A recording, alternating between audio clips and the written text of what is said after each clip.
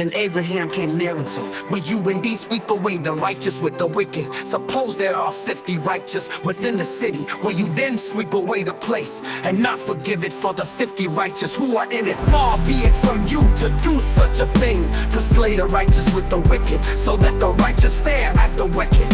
Far be that from you. Shall not the judge of all the earth do what is just? And the Lord said, if I find in Sodom 50 righteous in the city, I will forgive the whole place for their sake. Abraham answered, let me take it upon myself to speak to the Lord. I who am but dust and ashes. Suppose 5 of the 50 righteous are lacking.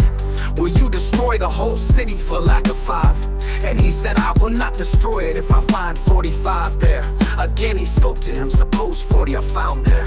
He answered, for the sake of 40 I will not do it. Then he said, oh, do not let the Lord be angry if I speak, suppose 30 are found there. He answered, I will not do it if I find 30 there. He said, let me take it upon myself to speak to the Lord. Suppose 20 are found there. He answered, for the sake of 20 I will not destroy it.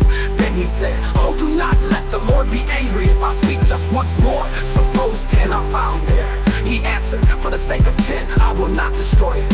And the Lord went his way when he had finished speaking to Abraham, and Abraham returned to his place. The 2 angels came to Sodom in the evening, and Lot was sitting in the gateway of Sodom. When Lot saw them, he rose to meet them and bowed down with his face to the ground. He said, please, my lords, turn aside to your servant's house and spend the night and wash your feet.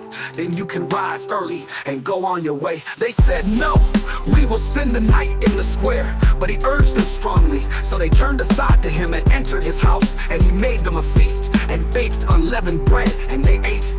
But before they lay down, the men of the city, the men of Sodom, both young and old, all the people to the last man, surrounded the house. And they called to Lot, where are the men who came to you tonight? Bring them out to us, so that we may know them.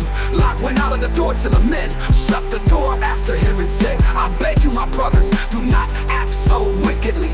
Look, I have 2 daughters who have not known the men. Let me bring them out to you, and do to them as you please. Only do nothing to these men, for they have come under the shelter of my roof. But they replied, stand back.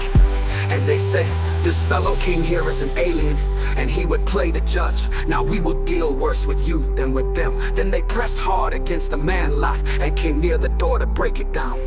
But the men inside reached out their hands and brought Lot into the house with them, and shut the door. And they struck with blindness the men who were at the door of the house, both small and great, so that they were unable to find the door.